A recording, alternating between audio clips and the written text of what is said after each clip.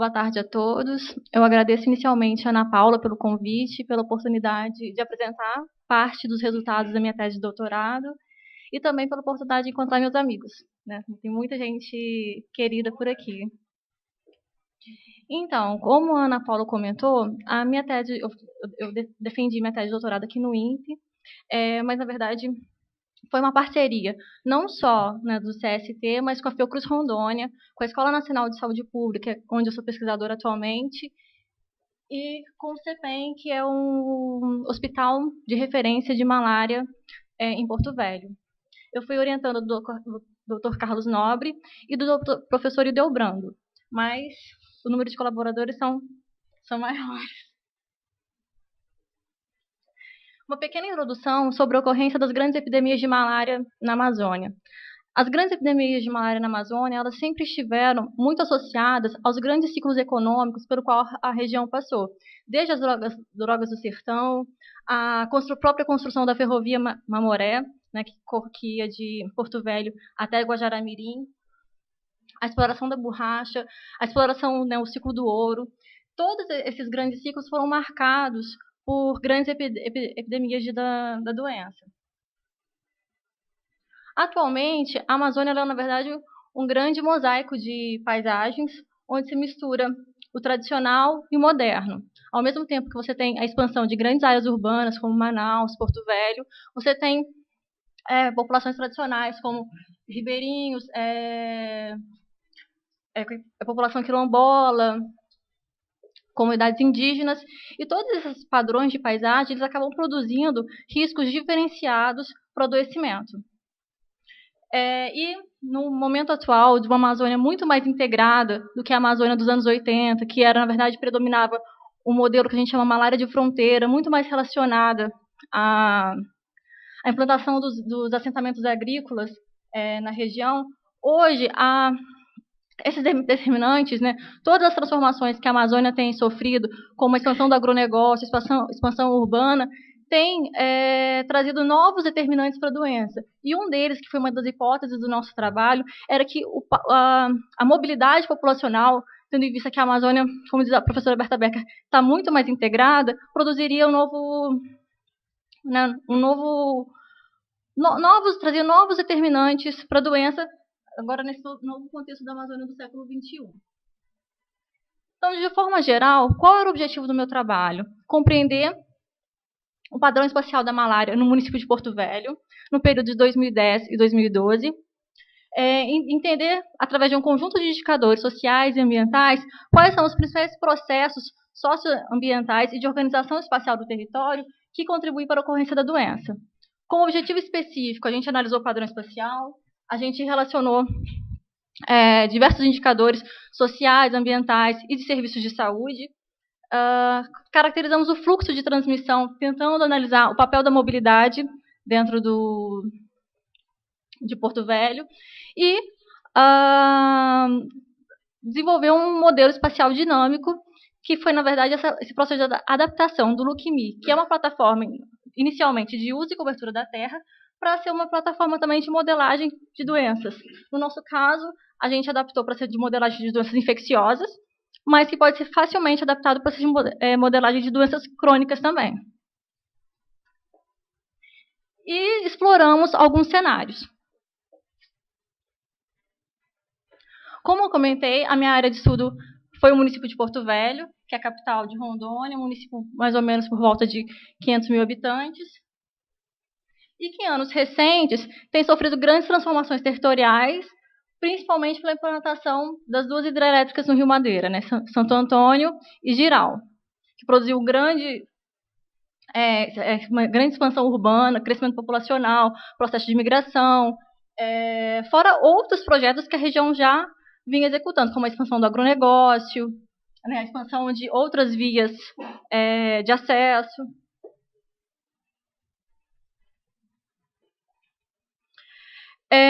Inicialmente, né, para poder compreender os determinantes, a gente montou um banco de dados espacial, com dados de fontes distintas, dados do CIVEP, que é o Sistema de Informação da Malária. Como a gente precisava compatibilizar, porque em saúde a gente nunca usa casos absolutos, mas a gente usa uma taxa ou um índice que você relaciona a ocorrência da doença com a população. Então, a gente pegou dados de população do IBGE para calcular o IPA, que é foi a nossa variável dependente, que é o número de casos, número de lâminas positivas pela população multiplicado por uma constante, que geralmente é 1.000. E os dados ambientais, desde dados da Secretaria Estadual de Meio Ambiente, dados do CPTEC, do CIPAM, dados do TerraClass, que foi o nosso o mapa, para ela ficar feliz, ela até sorriu, dados do TerraClass, dados do INCRA, do CPRM. E assim, no meu caso, que é um estudo de base mais de local, né, foi uma análise intramunicipal, a maior dificuldade, na verdade, com relação aos dados, são em relação aos próprios dados de saúde, em fazer toda a compatibilização de dados entre população e localidades, e principalmente mapear as próprias localidades.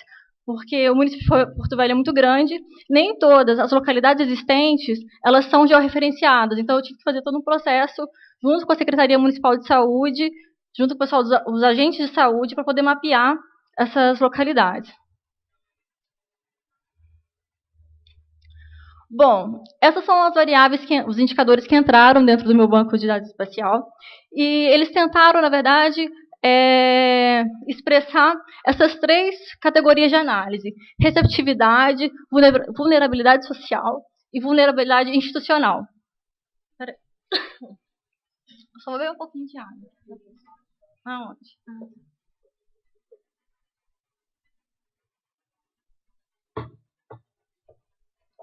O que seria receptividade? Receptividade são as condições ambientais necessárias para a manutenção do vetor. Seriam mais relacionados ao ambiente que permite a proliferação do vetor.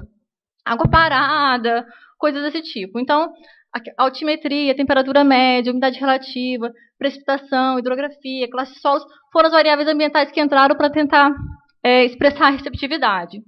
A vulnerabilidade social seria tentar expressar como os grupos populacionais se tornam vulneráveis ao risco de adoecimento, porque não se basta ter água parada, todas as condições para o vetor. Se você não tem pessoas correndo o risco de adoecer, você não tem a doença. Né? E a vulnerabilidade institucional, que seria a incapacidade do serviço de saúde em controlar a doença. De todos esses indicadores, eu acho que é importante eu só explicar um pouquinho mais esses 2 que estão marcados, porque eles não são muito tradicionais. O primeiro seria tratamento oportuno, que na verdade é um indicador pactuado dentro do Plano Nacional de Controle da Malária, que ele mede o tempo gasto entre os primeiros sintomas, ou a data do diagnóstico, aliás, nesse caso é a data do diagnóstico. A data do diagnóstico e o tempo de início do tratamento, que mostra, na verdade, a rapidez com que o serviço de saúde tem em tratar um indivíduo e eliminar a fonte de infecção. E o outro, que seria a conexão área urbana, que é um indicador, ali está PGM, porque é um modelinho espacial que a gente utilizou, que também foi desenvolvido aqui pelo INPE, que ele mede a distância entre dois pontos, mas passando por uma malha viária, por exemplo. Nesse caso, quando a gente começou a usar esse indicador, a gente queria, na verdade, tentar implementar a mobilidade dentro do modelo. E depois a gente viu que ele servia mais para mostrar acesso ao serviço de saúde, tendo em vista que a maioria dos serviços eles se concentram na área urbana de Porto Velho, e a gente conseguiria medir o acesso passando pela rodovia, né, das outras células, das outras localidades. Isso. O meu espaço celular foi um espaço de 2x2. É só um comentário, assim, porque o mais árduo da minha tese, acho que foi montar o banco de dados. Eu acho que eu demorei 2 anos para montar meu banco de dados. E aí entrou o Lookme, né? O que a gente precisou adaptar do Lookme para trabalhar com doenças infecciosas? Na verdade, as adaptações foram bem simples. Foram 2 adaptações, uma com relação à leitura que o Lookme, né, normal, como uso da terra, ele lê a área da célula. No meu caso, eu precisava que ele lesse a população daquela célula. E a outra questão é que a minha população, ela não, simplesmente, assim, quando você desmata e no outro ano aquela área desmatada, ela não volta a ser desmatada. No meu caso, que é de doenças infecciosas, a pessoa pode ficar doente posteriormente. Então, todo ano ela tem o risco de adoecer. Foram só essas adaptações. A demanda, no nosso caso, foi o IPA, né? Foi o número de casos pela população, número de lâminas positivas pela população, e o potencial foi utilizado a regressão espacial. É importante destacar que Porto Velho é um município muito grande, tem 36 mil quilômetros quadrados. E com regiões de difícil acesso, que tem, às vezes, por exemplo, tem uma região que tem mais acesso a Rio Branco do que com realmente a área urbana de Porto Velho. Então, os determinantes da malária nessas regiões eram diferentes. Então, a gente fez uma regressão regionalizada.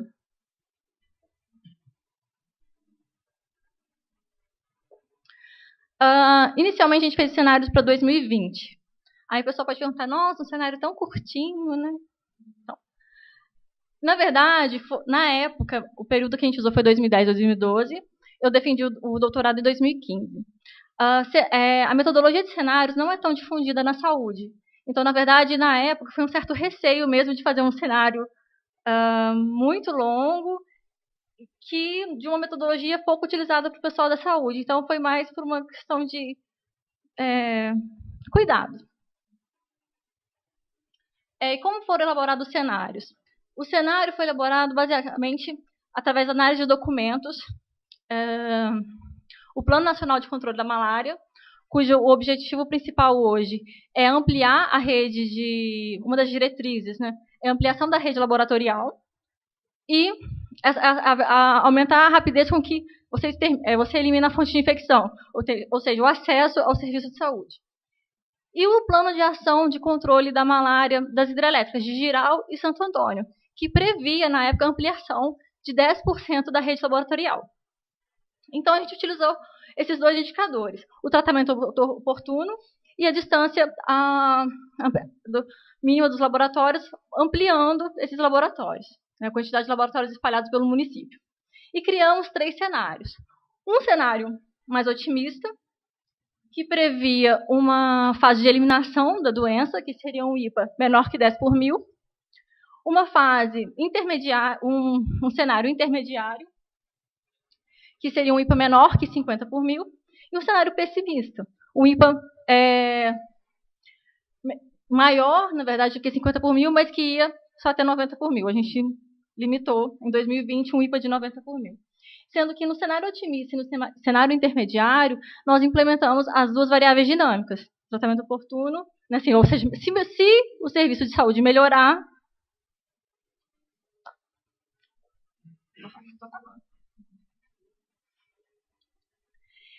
esse foi o nosso mapa de entrada do modelo, que foi o período de 2010 a 2012. Só para vocês entenderem, aquela parte rosinha, né, bem no centro do mapa, ali é a área urbana de Porto Velho. Né, todo o resto é área rural. Tem aquele negocinho? Tá. Isso. Aqui, ó. Nossa, tô tremendo. Santo Antônio fica bem aqui, entendeu? Jirau fica mais ou menos aqui. Então, assim, o IPA ele ficou alto na área do entorno da área urbana de Porto Velho e na região de influência de Jirau. Aqui só um exemplo, eu não vou mostrar todas mas como a gente trabalhou com a regressão regionalizada, aqui está um exemplo da 5ª região, que é uma região de difícil acesso à área urbana de Porto Velho, onde os determinantes, né, a relação estatística, ela se manteve, os fatores determinantes foram a densidade demográfica, a distância mínima aos laboratórios, a distância mínima a garimpos e a distância mínima aos assentamentos rurais. Só é importante lembrar que todos esses indicadores, mesmo aqueles que não tiveram relação estatística, a gente tentou analisá-lo dentro do seu contexto histórico e geográfico, discutindo, porque a gente sabe que muitas vezes não tem relação estatística, mas explica bem alguns processos.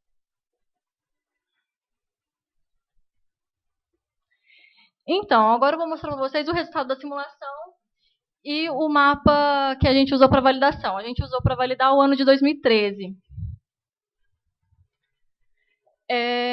Inicialmente, o modelo ele tinha acertado só 46% comparando o mapa real e o mapa simulado. Só que depois a gente percebeu que o modelo errou mais nas áreas de IPA mais alto, que é a área aqui. Opa! Voltemos. Principalmente aqui, ó, na área do entorno da hidrelétrica de Jirau. E aí depois que a gente foi entender por que o modelo errou. Exatamente no ano de 2013 foi o ano que estava se finalizando a obra de Jirau. E a empresa demitiu cerca de 20 mil trabalhadores. Então, na verdade, o erro do modelo foi por uma mudança de processo.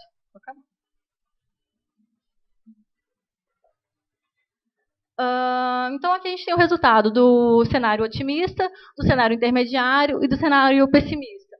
E qual o padrão que a gente espera, né? Houve principalmente alteração, modificação, redução do IPA, por exemplo, aqui no cenário otimista, que está mais clarinho, em relação ao pessimista, algumas mudanças.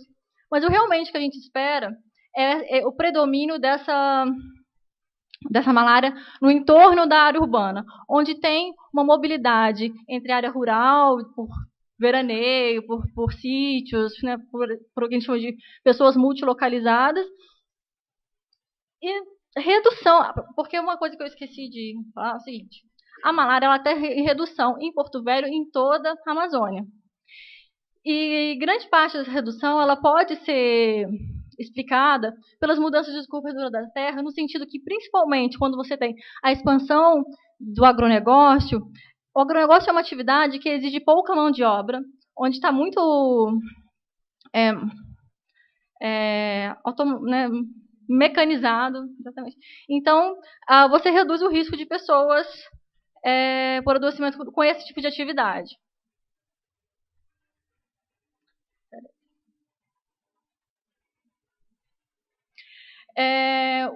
O que a gente espera? Os meus cenários,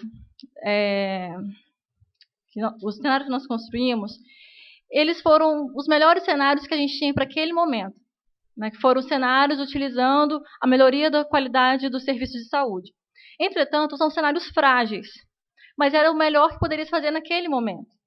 Porque o ideal, o melhor, seria que eu tivesse cenários de uso e cobertura da terra, que, associados aos cenários da melhoria dos serviços de saúde, eu pudesse gerar cenários de malária. Que, para Porto Velho, né, para a minha tese, isso não seria possível. Então, em parceria aqui com o INPE, a gente submeteu um projeto para o CNPq, que, utilizando os cenários de uso e cobertura da terra, né, que a Ana Paula, junto com toda a equipe, construíram para a Amazônia em 2050, utilizar esses cenários, associar com cenários energéticos, com cenários climáticos e assim criar cenários de malária. Eu acho que, para finalizar, eu acho que o Filucmi, ele se demonstrou uma excelente ferramenta para a compreensão dos processos endêmicos e epidêmicos, e principalmente por ser uma ferramenta de acesso aberto, que permite essa modificação e alteração pelo usuário de acordo com as necessidades. É isso. Obrigada.